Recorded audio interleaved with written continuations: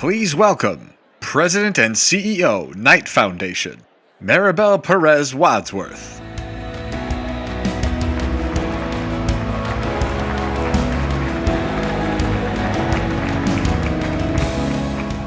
Good morning.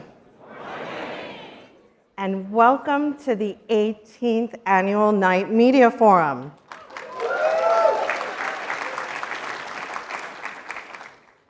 I know what a sacrifice it is for all of you to come to Miami in the middle of February. So thank you to all 1,000 of you for being here. At the reception last night, I had a chance to reconnect with so many of you. I heard about the things that brought you here. We need encouragement, you said. It's group therapy, others said. But what I heard over and over again is KMF is a community. Indeed it is. And this community has work to do. So let's get into it. Last week, I spent time with Supreme Court Justice Sonia Sotomayor, who came to Miami to speak with young leaders about civic engagement. She spoke very powerfully about the role every one of us plays in our democracy. Civic engagement, she has said, is about every act we do as the little C citizen to help solve a problem the community has. It is what we undertake as individuals to help resolve difficulties in the world around us. Right now, we're at an inflection point for American democracy. Our system of checks and balances is being tested like never before in my lifetime. We're at a moment where every act each of us undertakes as a little C citizen takes on outsized importance. We're at a moment when each of us must take action as an individual to help resolve the difficulties in the world around us. Looking out at this room, I see journalists and civic leaders, entrepreneurs and funders, scholars and artists, the biggest Knight Media Forum in our history by a long shot. Together, we have the power to shape our democracy and our nation for the better. There is so much to do and no room for bystanders. The headlines weigh heavily on all of us, I know. They paint a picture of powerlessness, of systems too broken to fix, of problems too vast to solve. Yet what I've seen over the past year tells a very different story.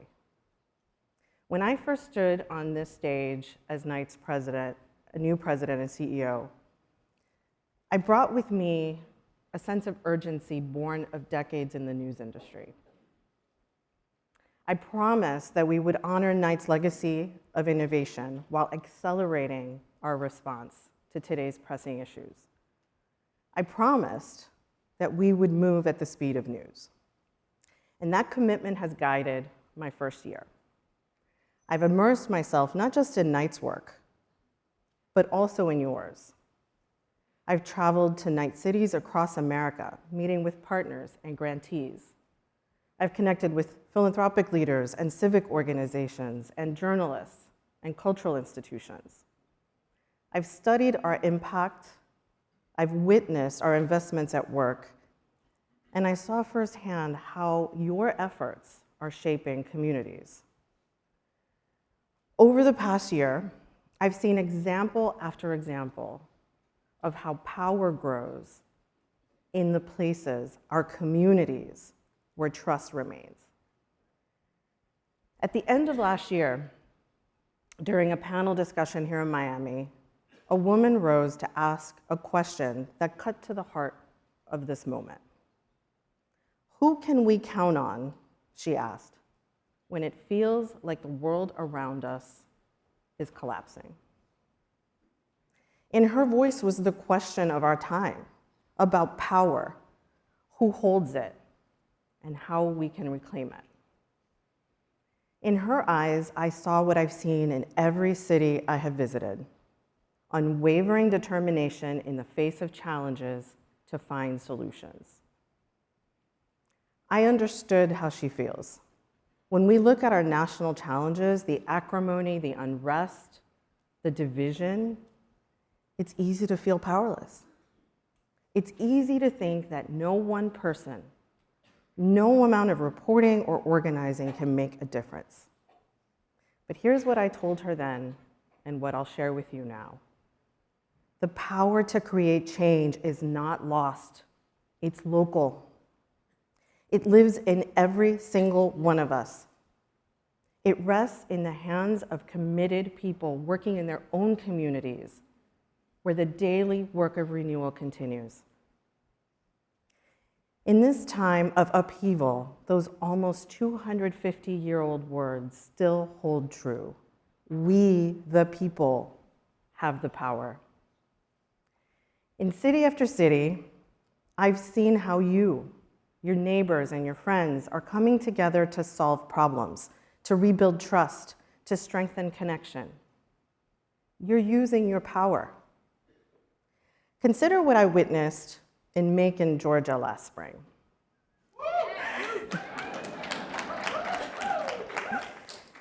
There, Newtown Macon has pioneered novel approaches to revitalizing their historic downtown. They've transformed not just the buildings, but the community sense of possibility. Or in Philadelphia,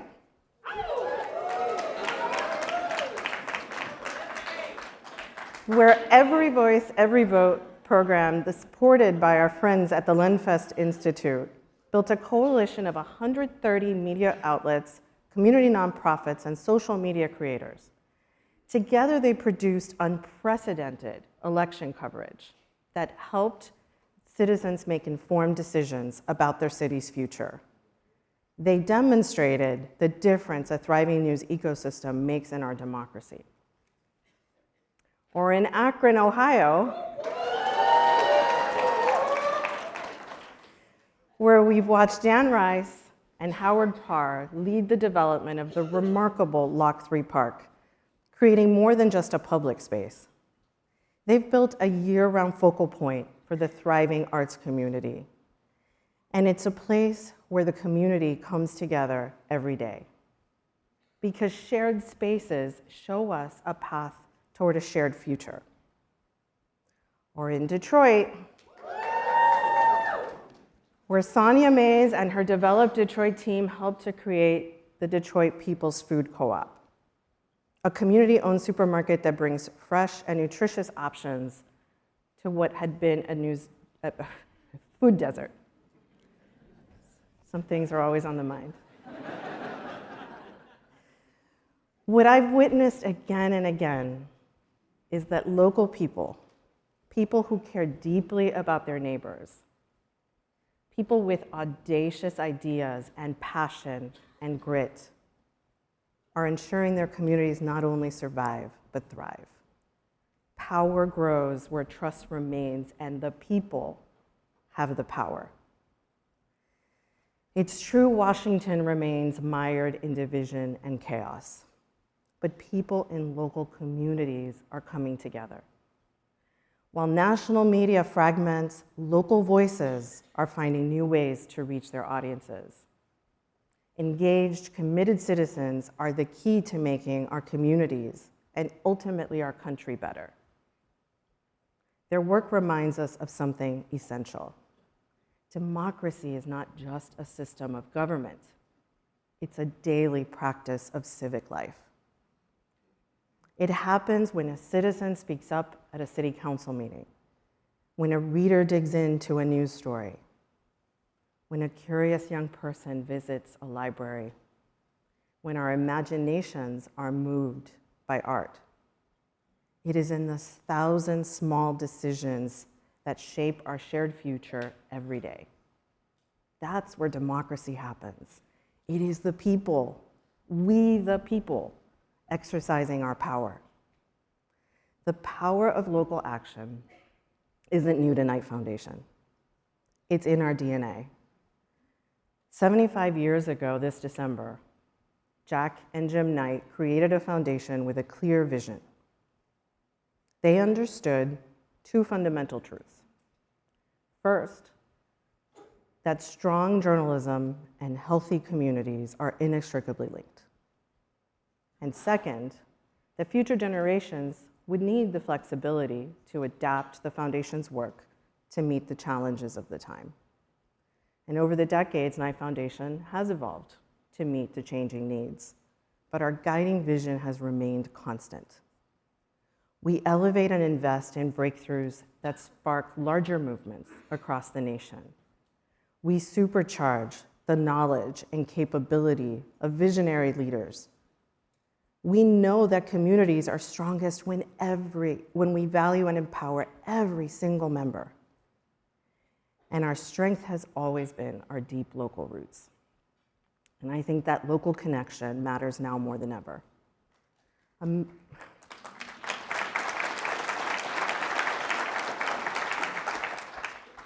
Americans still trust our neighbors. In fact, recent research from the Pew Knight Initiative shows we trust them more than any other source for news about our communities.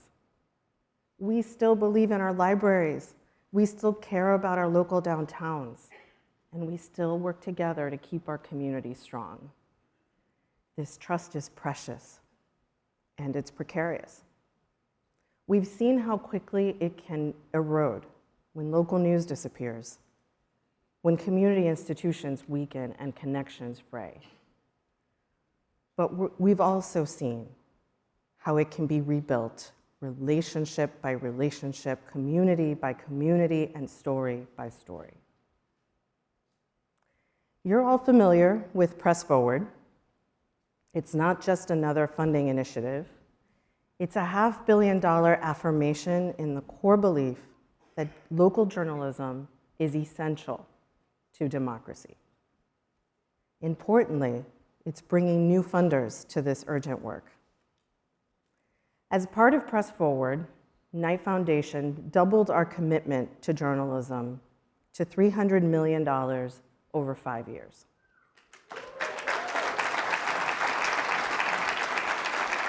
And to meet the urgency of the moment, we've already committed $150 million in year one.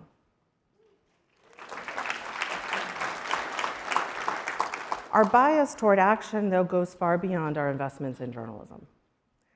When Florida cut support for arts and culture organizations last summer, we provided more than $2 million in emergency grants to 96 arts organizations, preserving vital programs that strengthen our social fabric. When Johnson C. Smith University, an HBCU in Charlotte, North Carolina, faced a financial shortfall that threatened student enrollment, our $100,000 commitment catalyzed additional support that helped them exceed their $250,000 goal. And when Hurricane Helene devastated the state, we quickly provided a grant to the North Carolina Local News Workshop, enabling news organizations to keep vital information flowing.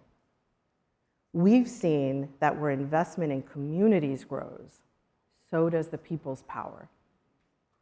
This is what we mean when we talk about moving at the speed of news. Seeing opportunity for impact, responding quickly, and catalyzing broader support. But these rapid responses, crucial as they are just the beginning.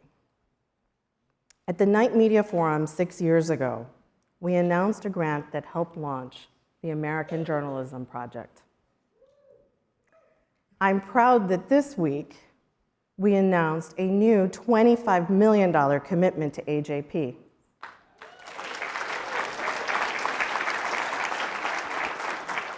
AJP is an organization that has been pivotal in helping local newsrooms find sustainable business models. And this new investment will allow them to support a growing portfolio of 60 leading nonprofit news organizations and launch the Knight Resiliency Lab, which will improve the long-term financial and operational success of these newsrooms. Investments like these matter because sustainable, independent local journalism is essential to democracy. Access to quality local news and information builds trust in our institutions. That's why we're approaching this challenge from every single angle. Supporting individual newsrooms and building sustainable business models, strengthening infrastructure, and creating the conditions for long-term success. It's why we're also focused on the demand side of this equation. We can build great newsrooms in every city in America, but until people again understand that independent journalism is essential to their well-being and to the well-being of their communities, our work is not done. The answers to our looming challenges lie in every local community and in each one of us. The path to strengthening our democracy begins with the people. It begins with us. Our national challenges, I know, can seem insurmountable, but up close, our communities are finding solutions. At night, our task is to help those grow. And this conference tells that story. What began 18 years ago as a gathering of community foundations has evolved into a diverse constellation of leaders assembled working toward shared aims. The path forward is here in this room. It's with you, and it's in your communities. And it's in our commitment to act together with purpose and imagination. Local communities, those laboratories of democracy, are where hope takes root, because power grows where trust remains. In Macon's renewed downtown, in Philadelphia's Every Voice, in Akron's Lock 3 Park, in Detroit's Resurgence, we see what's possible when people have the power to shape their future. So here's my challenge to you. What can we as individuals do to meet this moment? The researcher illuminating the path, the educator cultivating our future, the journalist seeking truth, the artist creating connection, the attorney defending First Amendment freedoms, the funder backing bold visions. We, the people, hold the power. How will you use your power? What will you choose to do with it? There's no room for bystanders. So let's get to work.